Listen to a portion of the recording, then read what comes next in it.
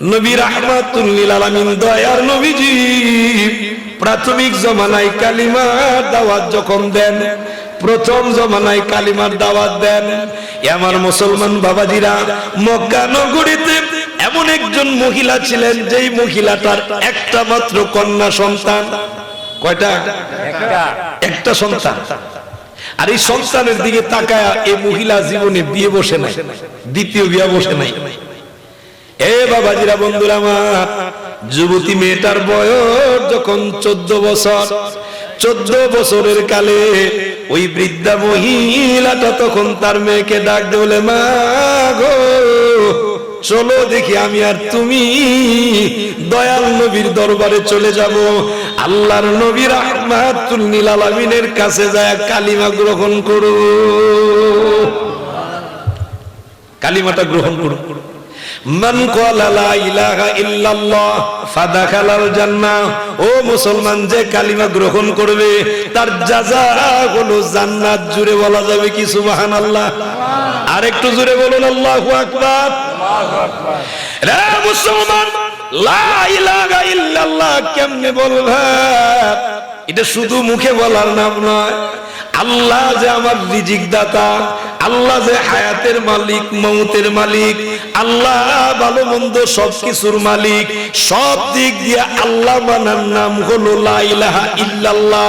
একটু জোরে বলা যাবে কি সুবহানাল্লাহ?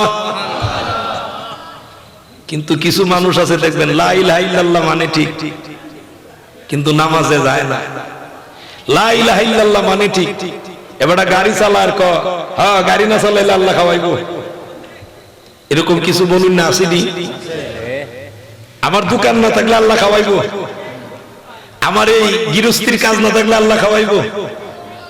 আপনারা আমারে জবাব দেন, যার কিছুই নাই তাকেও আল্লাহ খাওয়ায় কি খাওয়ায় না? এই বিশ্বাস আপনাদের আছে? আমরা চিন্তা করি না দেখেন। এ মুসলমান বাবাজিরা, একটু নজর করে দেখেন না, ওই আকাশের মধ্যে যখন একটা ছোট্ট পাখি উড়াল দিয়ে যায়, এই পাখিটার কোনো বাসা নাই। কি নাই? বাসা, বাসা, ঘর দরজা নাই। খাবারের জন্য কোনো খাবার নাই। সকালবেলা খালি পেট নিয়ে এই পাখিটা বের হয়ে যায়।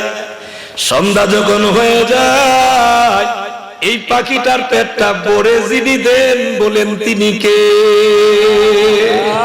সুবহানাল্লাহ, তা জোরে বলবেন না? এই পাখির যদি পেট ভরায় দেয় আমার আল্লাহ, সমুদ্রের এদের খাওন দেন কে? সুবহানাল্লাহ বলবেন না? ওই জঙ্গলের হিংস্র প্রাণী, এরা কিন্তু রুজি রোজগার করে না, কামাই করে না, কিন্তু এমন কোন প্রাণী নাই রে, সব প্রাণীর খাবারের ব্যবস্থা করেছেন যিনি। একটু আওয়াজ করে বলা লাগবে তিনি কে? আল্লাহ। আল্লাহ তো ব্যবস্থা করছে। ওই পাখিগুলো, প্রাণীগুলো, এরা আল্লাহর উপরে ভরসা আছে। আপনার আমার এই তাকওয়া নাই, তাওয়াক্কুল নাই, ভরসা নাই, যার কারণে আপনি আমি দোকানের প্রতি নির্ভরশীল হয়ে যায়, আপনি আমি ওই গরু বাছুরের প্রতি নির্ভরশীল হয়ে যায়, আপনি আমি আমার সন্তান লন্ডন থাকে, লন্ডন না ছেলের উপরে নির্ভরশীল হয়ে যায়। আচ্ছা বলুন, যিনি লন্ডন নিছেন, ওই লন্ডন নেওয়ার পরে আল্লাহ ওই জায়গার মধ্যে বিপদে ফেলতে পারে কি পারে না? আপনার কি টেনশন নাই, চিন্তা নাই? কিছু মানুষ আছে আবার দেখবেন সুদের উপরে টাকা তুললে আইন না, ও যেমনি হোক ছেলেটার লন্ডন ফালাইতে ওকে, তার মনের ভাব হইল লন্ডন গেলে গায়ে 1 কোটি কোটি টাকার মালিক। এরকম কিছু লোক আসেনি? অনেক মানুষ আছে। আপনার ভরসাটা আল্লাহর উপরে এখনো আসে? আমার মুসলমান বাবাজিরা গো, নবীজির কাছে যখন চলে গেলেন, মা এবং মেয়ে দুইজন চলে আসলেন। আসার পরে আল্লাহর নবীকে ডাক দিয়ে বলেন, ইয়া রাসূলুল্লাহ, ইয়া হাবিবাল্লাহ, নবী গো, আমি মা, এটা আমার মেয়ে, আমরা দুইজনে আগমন করেছি, আপনি আমাদেরকে কালিমা পড়ায় দেন। সুবহানাল্লাহ, তা জোরে বলেন সুবহানাল্লাহ। নবীজি আমার ডাক দিয়ে বলে, মহিলা, আমি যে আপনারে কালিমা পড়ায়া দিব, আপনাকে তো আবু জেহেল বড় বিরক্ত করবে, বাধা দিবে। নবীজি কেমন জানা জানে। মহিলা ডাক দিয়ে বলেন, ইয়া রাসূলুল্লাহ, হুজুর আপনি যদি কালিমা পড়া দেন, কালিমা নিয়ে যদি পৃথিবী থেকে বিদায় হয়ে যায়, তারপরে আর কোনো ভয় থাকবে না। আর যদি কালিমা ছাড়া পৃথিবী থেকে বিদায় হয়ে যায় গো, আল্লাহর কাছে কি জবাব দিব, কবরের ভিতরে কি জবাব দিব? একটু জোরে বলা যাবে কি সুবহানাল্লাহ? মা আর মেয়ে আল্লাহর নবী কালিমা পড়ায়া দিলেন। কালিমা যখন পড়ায়া দিলেন, মা আর মেয়েকে আল্লাহর নবী রাহমাতুল লিল আলামিন কিছু নসিহত করে দিলেন। ও মহিলা, আল্লাহর ইবাদত করবে, আল্লাহর সাথে কাউকে শরীক করা যাবে। আমার পূর্বে যে বক্তা ছিলেন, ওনার আগে একজন বক্তা আলোচনা করছেন। উনি আলোচনাতে শিরকের ব্যাপারে কিছু কথা বলছেন, ঠিক না ঠিক? তো শিরকের ব্যাপারে যেহেতু কথা বলছে, আমি ওইদিকে যাওয়া আমার উদ্দেশ্য নয়। আল্লাহর রাসূল কিছু নসিহত করছেন, কোরআন তেলাওয়াত করবে। সুবহানাল্লাহটা জোরে বলেন, আরো জোরে বলেন সুবহানাল্লাহ। কোরআন তেলাওয়াত করবে, যতটুকু তাসবিহ তাহলিল পড়ার দরকার এগুলা পড়বে। আল্লাহর রাসূল নসিহত করে দিয়েছেন, নবীজি নসিহত করে দিয়েছেন। মা আর মেয়ে বলছেন, ইয়া রাসূলুল্লাহ, ইসলাম গ্রহণ করেছি, সুতরাং আপনার নসিহত গুলো মানবো। একটু জোরে বলুন সুবহানাল্লাহ। মানলেই তো জান্নাত, ঠিক না বেটি? মানলেই জান্নাত। আমার বাবাজিরা, বন্ধুরা গো, মা আর মেয়ে চলে আসলেন। বাড়িতে আসার পরে আল্লাহর নবী রাহমাতুল লিল আলামিনের নসিহত মোতাবেক চলাফেরা শুরু করলেন। এর ভিতরে 14 দিন অতিবাহিত হলো। 15 দিনের দিনে ওই মহিলা, বৃদ্ধা মহিলার সন্তান, 14 বছরের যেই যুবতী নারীটা, এই নারীটা পৃথিবী থেকে বিদায় হয়ে গেছেন।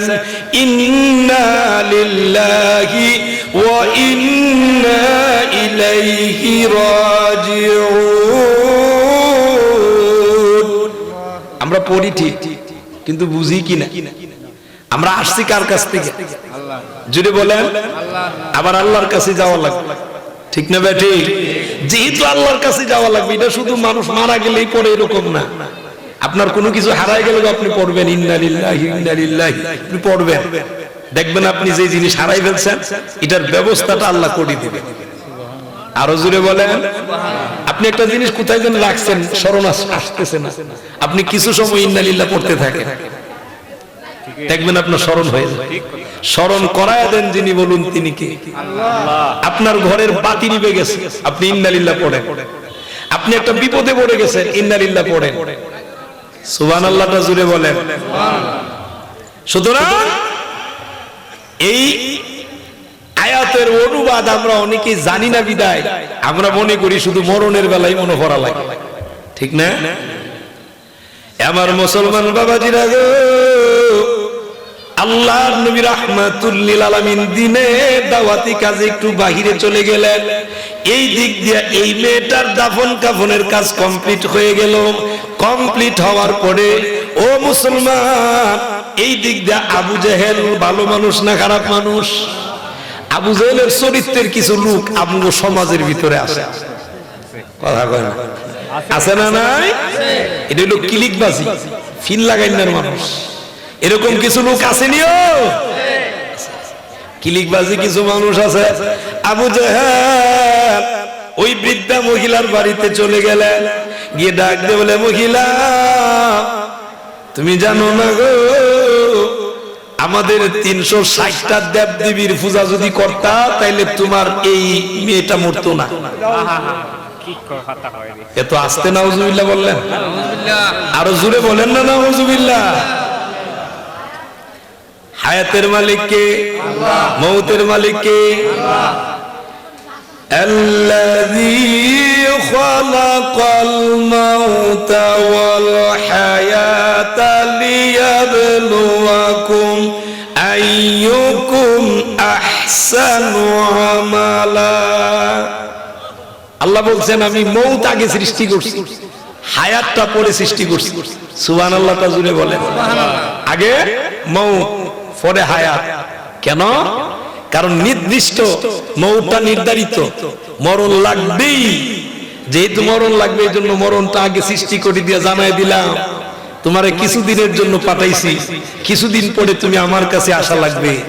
আকাশের মধ্যে অনেক বাচ্চারা দেখবেন গুড়ি উড়ায় নেই, আপনারা কি বলেন? গুড্ডি। এই গুড্ডি যখন উড়া, কেউ আছে সুতা দিয়ে এমনি পেঁচা, আর কেউ আছে দেখবেন নাটাই কি আছে, এটা গুল, এই দুই সাইডটা একটু সুন্দর লম্বাইয়া থাকে, এটার এইভাবে টানে, ঘুরায় আনে। তো গুড্ডি উপরে যখন থাকে, এই গুড্ডি দেখবেন নাড়াচাড়া দেয়, কত কিছু করে যেমন তা করে, কথা কয় ঠিক না বেঠি? এটা একটা উদাহরণ দিতেছি। গুড্ডি তুমি যতই না বাহাদুরি আর যতই বেড়াগুড়ি দেখাও, নাটাই কার কাছে? আমার কাছে। এ বাবা, যখন আস্তে আস্তে করে টানি, গুড্ডির মালিক যখন টান দেয়, আস্তে আস্তে কাছে যখন আসে, আসার পরে কোন আর গুত্তি দিয়েও লাভ নাই, ধরা পড়ে গেছে। আমার আল্লাহ পাক রব্বুল আলামিন জানায় দেয়, যতই বাহাদুরি করো না কেন ও দুনিয়ার মানুষ, এই পৃথিবীতে থাকার যেহেতু জায়গা না, তোমাকেও আমি আল্লাহর কাছেই আসা লাগবে। কথা বলেন ঠিক না বেঠে? তো যাওয়া তো লাগবেই। এ বাবাজিরা, আবু জেহেল গিয়ে বলেন, মহিলা তোমার মেয়েটা মরতো না এত তাড়াতাড়ি, নাউজুবিল্লাহ জুড়ে বলেন। উনারে গিয়ে ইনজেকশন দেয়, ইসলাম ছাড়ো। মহিলা বলে, না ইসলাম ছাড়বো না। সুবহানাল্লাহটা জুড়ে বলেন। একদিন, 2 দিন, 3 দিন, এইভাবে চলতে চলতে 14 দিন অতিবাহিত হয়ে গেল। কয়দিন? মেয়ে মারা গেছে, 14 দিন অতিবাহিত হয়ে গেল। মেয়েটা ইসলাম গ্রহণ করার পরে 14 দিন সময় পাইছেন। 14 দিন, আবার 14 দিন, 15 দিনের দিন। এ মুসলমান বাবাজিরা গো, এই মহিলাকে আবু জেহেল যত ইনজেকশন দেয়, এই ইনজেকশনের কারণে মহিলাটা দুর্বল হয়ে গেল। কেমন এক জায়গায় ইনজেকশনটা দেয় দেখেন। এ মহিলা, জানো না তোমার মেয়ে কবরের ভিতরে বড় অশান্তির ভিতরে আছে? জুড়ে বলেন। ওই দেখেন কোন জায়গার মধ্যে ইনজেকশন। মহিলা ডাক দিয়ে বলে, যে মেয়ের জন্য জীবনের দ্বিতীয় বিয়ে পর্যন্ত বসলাম না, আমার মেয়েটা যদি কবরে অশান্তিতে থাকে, আমি মা ইসলাম গ্রহণ করে আমার লাভটা কি, ফায়দাটা কি? এ মুসলমান বাবাজিরা গো, আমগো দেশের ভিতরেও কিছু মানুষ আছে, তুই সুন্নি তাইস না, কথা কয় না, আরো জোরে বলেন। তাহলে সুন্নাত ওয়াল জামাত সুন্নি মতাদর্শে যারা আছেন, এরা ও মুসলমান হক পথে আছে, সঠিক পথে আছে। কথা বলেন ঠিক না বেঠিক? এই ইসলামের জন্য, এই সঠিক রাস্তার জন্য ও মুসলমান, সৈয়দপুরের জমিনে আল্লামা সাহেব কিবলা ফুলতুলি রাহিমাহুল্লাহ রক্ত ঝরিয়েছেন। কথা বলেন ঠিক না বেঠিক? এই সঠিক ইসলামের জন্য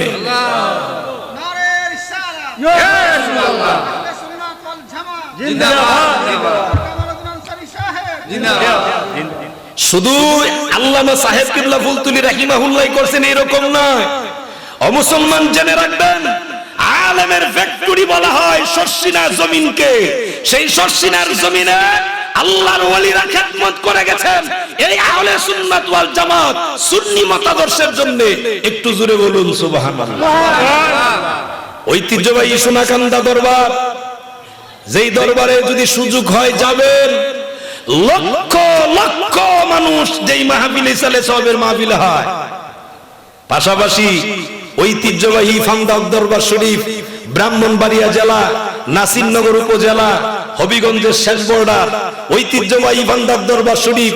সেই ফান্দাক দরবার শরীফের আমি একজন নগণ্য গোলাম। ও মুসলমান, সেই দরবারে আপনাদের দাওয়াত দিয়ে গেলাম ইলেকশনের পরের দিন 13 এবং 14 ফেব্রুয়ারি। লক্ষ লক্ষ মানুষ হয়। আপনারা যাবেন, গিয়ে দেখবেন ওখানে কোন একজন মহিলা খুঁজে পাবেন না। কথা বলে, এই যে ফুলতুলিতে গেছেন 15 তারিখ, অনেকেই তো গেছেন। জানুয়ারি 15 তারিখ গেছেন না? কোন মহিলা আছে? নাই। এখানে তো শুধু আমলের কথাই বলা হয়। বাবা আপনি যাবেন, না গেলে বুঝবেন না, কিন্তু কিছু মানুষ আপনাকে বাধা দিবে। কথা কয় না? এটা বাধাটা দিবে কার মতো? আবু জেহেলের মতো, ঠিক না বেটি? ওই যে আবু জেহেলকে বুঝাইতেছে এখন যে ইনজেকশনটা দিছে। এ মুসলমান বাবাজিরা, ইনজেকশন এমন কাজ করছে গো, যার কারণে আবার মহিলা 15 দিনের বেলা আল্লাহ নবী রাহমাতুল লিল আলামিনের দরবার শরীফে হাজির।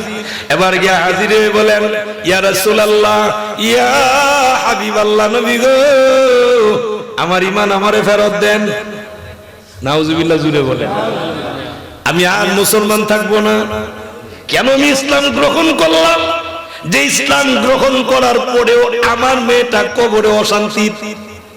নবীজি রাহমাতুল লিল আলামিন মুস্কি হাসি দিছেন। সুবহানাল্লাহটা জুড়ে বলেন। কি হাসি দিছেন? মুস্কি হাসি দিছেন। এ বাবাজিরা, মুস্কি হাসি দিয়ে বলেন, ও মহিলা, এটা তোমার কথা, এটা শিখানো কথা, ঠিক কি না?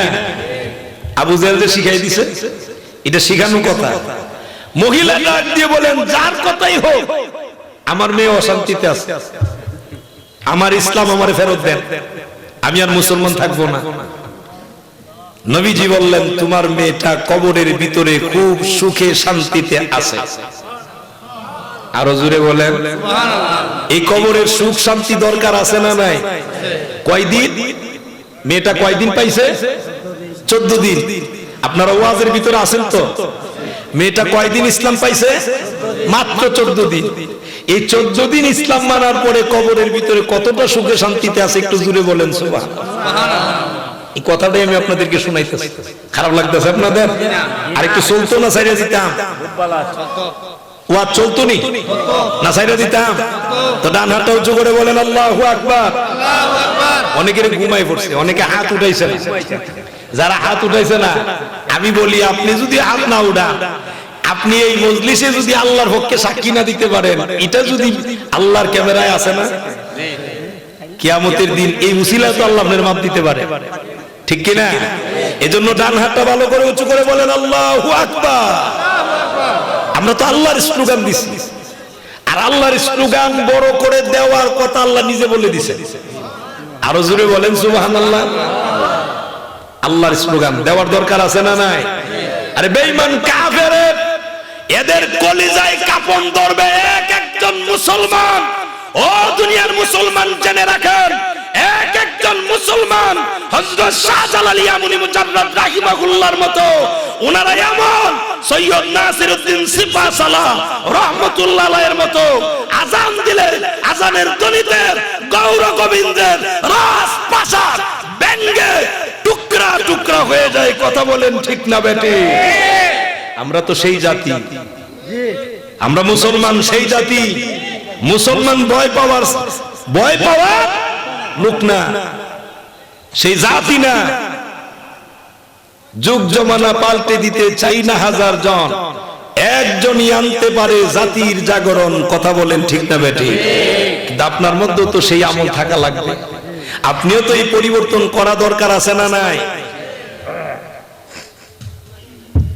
এ মুসলমান বাবাজিরা, মহিলাকে বললেন, ও মা, কে বলছে তোমাকে তোমার মেয়েটা কবরের ভিতরে বড় সুখে শান্তিতে আছে?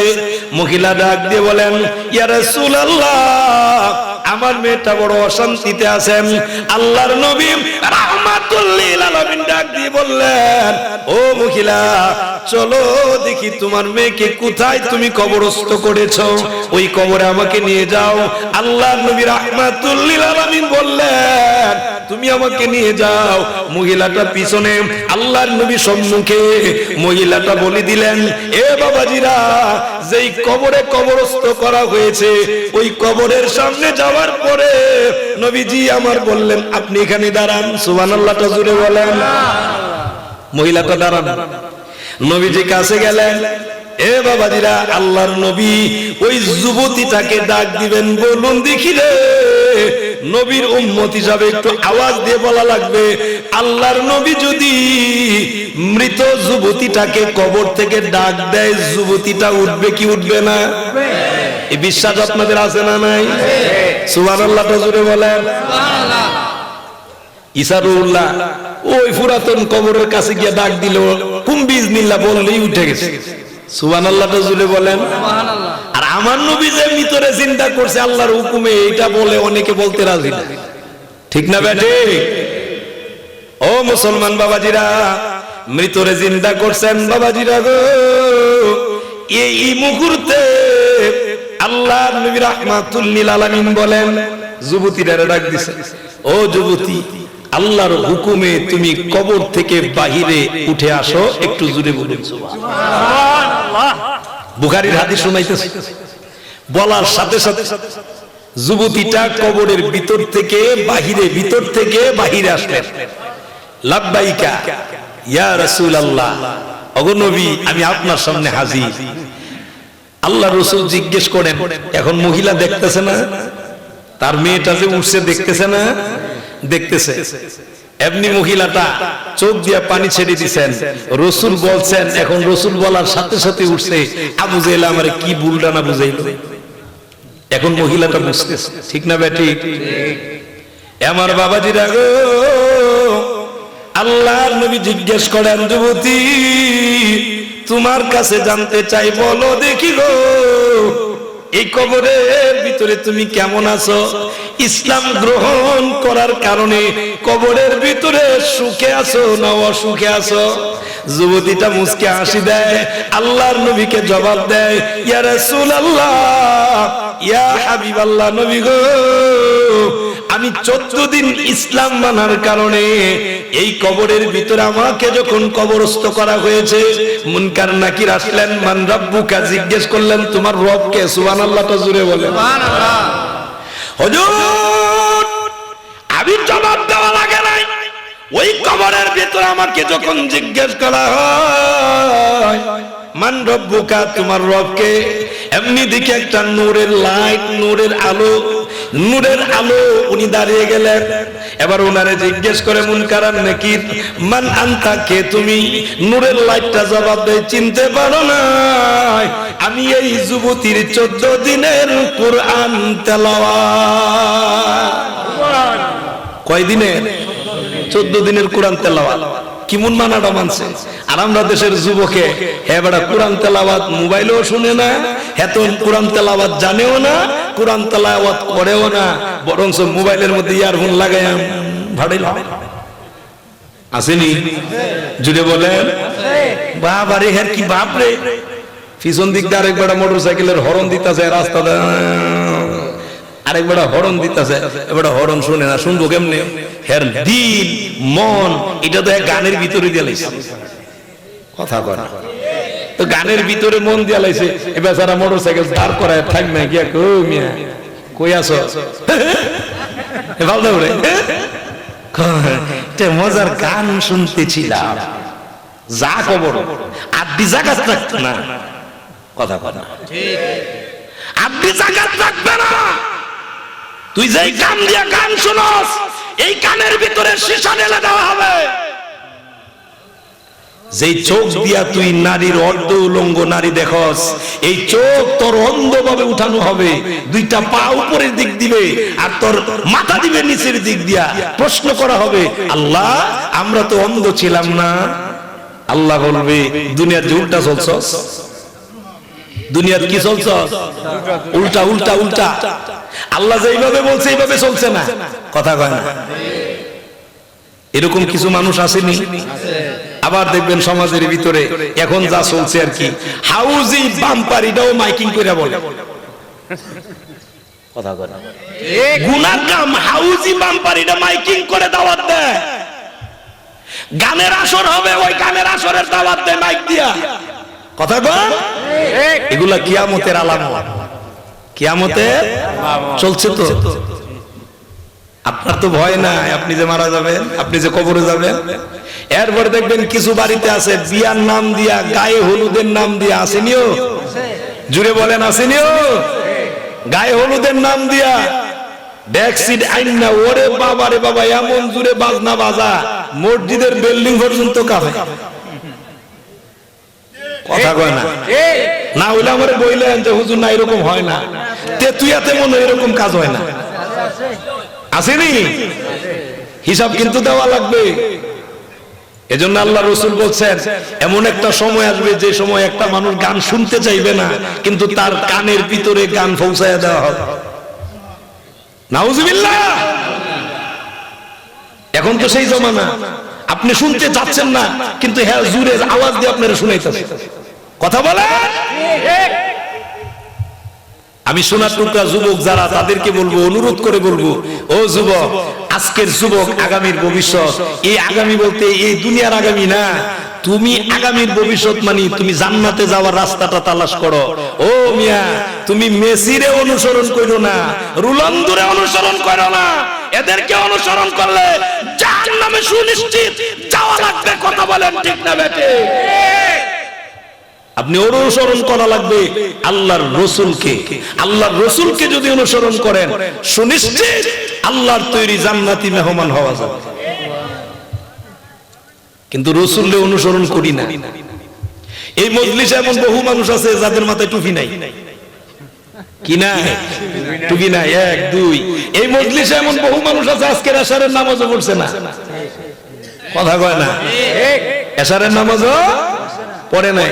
তার মানে বোঝা যায় যিনি এশারের নামাজ পড়ে নাই উনার ভিতরে আল্লাহর ভয়। বাকি নামাজ তো বাদই দিলাম, এশারের নামাজও পড়ে নাই মানে তো বোঝা গেছে এই লোকের ভিতরে আল্লাহর ভয়। বাবারে, আল্লাহর রাস্তে বলি, অনুরোধ করে বলি, ও বাবা তোমার মতো আমারও যৌবন বয়স ছিল। ও বাবা তুমি যেমন এখন জোয়ান, কি এই জোয়ান কি বয়স থাকবে না? কথা বলেন ঠিক না বেঠি? আমার এই মুরব্বী চাচা উনিও জোয়ান আসলা, ঠিক না? এখন চাইলে ওই জোয়ান কি বয়স আর আসবে না। সুতরাং মৌত কখন আসবে তুমি আমি জানি না, যেহেতু জানি না এই জন্য মরণের জন্য প্রস্তুতি নেওয়ার দরকার আছে না নাই? আল্লাহ কবুল করুক, সবাই বলে আমিন। এ বাবাজিরা, বন্ধুরা আমার, আল্লাহর নবী জিজ্ঞেস করলেন, যুবতী বলো দেখি তুমি এই কবরের ভিতরে কেমন আছো? যুবতীটা এক নাম্বার জবাব দিলেন, কবরের ভিতরে আমাকে যখন প্রশ্ন করা হলো মান রাব্বুকা, আমি জবাব দেওয়া লাগে নাই, একটা নূরের লাইট দাঁড়ালো, যেই নূরের লাইট দাঁড়িয়েছে এটা জবাব দিতেছে এটা হলো আল্লাহর কোরআন। কোরআন রে জিগা, ও কোরআন কতদিন পাহারা দিবা? যতদিন আমি এই যুবতীটাকে আল্লাহর তৈরি জান্নাতে না নিতে পারবো ততদিন তারে আমি পাহারা দিতে থাকবো। লাভ হইছে নি? ইসলাম মাইন্না লাভ হইছে নি? জুড়ে বলেন লাভ হইছে কিনা? কবরের ভিতরে এ বাবাজিরা দ্বিতীয় পার্শ্ব দিয়ে চলে গেলেন, জিজ্ঞেস করলেন মান রাব্বুকা, আরেকটা নূরের লাইট দাঁড়িয়ে গেলেন, নূরের লাইট দাঁড়ায়া এবার উনি জবাব দেয়, ও ফেরেশতারা রে, প্রশ্ন করা লাগবে না, মানান্ত আপনি কে? উনি জবাব দেয়, এই যুবতীর কিছু দিনের সালাত নামাজ। সুবহানাল্লাহটা জুড়ে বলেন। কিছু দিনের সালাত নামাজ, এই কিছুদিনের নামাজ আমি তাকে ছেড়ে যাব না। কতদিন যাবে না? আরেক হাদিসে আসছে চারটা জিনিস কবরের ভিতরে যাবে, এরা কবরের ডান পাশে বাম পাশে মাথার দিক দিয়ে পায়ের দিক দিয়ে এরা দাঁড়াবে। সুবহানাল্লাহটা জুড়ে বলেন। এ বাবাজিরা বন্ধুরা আমার, এর ভিতরে আরেকটা নেকি যাবে, যেই নেকিটা যাবে এই নেকিটার নাম হলো রমাদানের রোজা। কিন্তু ওই সামনে রমাদান আসতেছে, কিছু যুবক আছে দেখবেন এরা বুড়িও বালা স্বাস্থ্য বালা, কিন্তু রোজার দিন গিয়ে দোকানে ফর্দা ফালাইছে, এটার ভিতরে গিয়ে বইয়া বড়া খা আসেনি, এটার ভিতরে গিয়ে বইয়া বইয়া চা খা। তো যদি ইমাম সাহেব দেই খেলা, তো ইমাম সাহেব জিজ্ঞে কেউ রহিমুল্লাহ ভাই কামড়া করলেন কি? কইতো না গ্যাস্ট্রিক। তো হুজুরের কইবার লাগি ঠেয়া লাগছে গ্যাস্ট্রিক। তোমার গ্যাস্ট্রিক হইতো না, তোমার দিয়ে আলসার ক্যান্সার হওয়া দরকার। কথা কয় না? তুমি আল্লাহর নাফরমানি কেমনে করো? তোমার কি একটু ভয় নাই? আল্লাহর সামনে যে যাওয়া লাগবে, আল্লাহর সামনে জবাব দেওয়া দরকার আছে না নাই? কি জবাব দিবে? এ বাবাজিরা বন্ধুরা আমার, এবার ডাক দিয়ে বলেন, ইয়া রাসূলুল্লাহ, আমাকে এইভাবে প্রশ্নের জবাব দেওয়া লাগে নাই, এমনি আমাকে ডাক দেওয়া হয়, নাউম, ঘুমাও। সুবহানাল্লাহটা জুড়ে বলেন। ঘুমাও। কতদিন ঘুমাইবা? যতদিন পর্যন্ত তোমাকে ডাক দেওয়া না হবে, মানে কিয়ামতের মাঠে উঠার আগে ডাক দাও, ঘুমাও। আমি খালি ঘুমাইতেছিলাম, আপনি রহমতের নবী ডাক দিছেন, আমি উঠে গেছি। আপনি ডাক দিলে তো উঠতে হবে, আমি উঠে গেছি। আল্লাহর রাসূল তার মাকে শোনায় দিলেন, ও মহিলা, দেখো তো তোমার মেয়ে কি বলছে। মহিলাটা চোখের পানি দিয়া বাসাইতেছে, এইরকম চোখের পানি ছেড়ে দিয়ে কাঁদতেছে আর বলতেছে, আবু জেলে কি কামটাই না আমারে করছে। কথা বলেন ঠিক না বেটি? বিপদে ফালাইছিনি? আরো জোরে বলেন, বিপদে ফালাইছিনি? বাবাজিরা, যেহেতু বিপদে ফালাইছে, এখন মেয়েটার জিজ্ঞেস করলেন, এখন কি করতাম বলেন? আপনার মেয়েটা কি কি রেখে দিব? সুবহানাল্লাহ, জোরে কর না। মহিলারে জিজ্ঞেস করছেন, আপনার মেয়েটা কি কি রেখে দিব? আমি যদি আল্লাহকে বলি, আল্লাহ আপনার মেয়েটাকে আরো কিছুদিনের জন্য দুনিয়াতে দিয়ে যাবেন। মহিলাটা তখন বলেন, ইয়া রাসূলুল্লাহ, ইয়া হাবিবাল্লাহ, আমার যে মেয়ে কবরের ভিতরে সুখে শান্তিতে আছে, তারে আর কিছুদিনের জন্য দুনিয়াতে আনার দরকার নাই। যেই দুনিয়ার ভিতরে আবু জাহেলের মতো লোক আছে। কার মতো লোক আছে? আবু জাহেলের মতো লোক আছে। সুতরাং আপনি অর্ডার দেন। আপনি আল্লাহ রাসূল আবার অর্ডার দিলেন, তুমি চলে যাও কবরের ভিতরে। মেয়েটা কবরের ভিতরে চলে গেছেন। একটা জবানও বন্ধ নয়, একটু চিল্লায় বলা লাগবে সুবহানাল্লাহ, আর একটু জোরে বলা লাগবে আল্লাহু আকবার। এ বাবাজিরা, বন্ধুরা, শুধু এইটুকুই নয়, নবীজির একজন সাহাবী হযরত জাবের রাদিয়াল্লাহু তাআলা আনহু, বাবাজিরা গো, খাইবারের ময়দানে গিয়ে দেখেন আপনার আমার নবী রাহমাতুল লিল আলামিন দয়ার নবীজির পেটের মধ্যে দুইটা পাথর বাঁধা। কয়টা পাথর? দুইটা পাথর বাঁধা।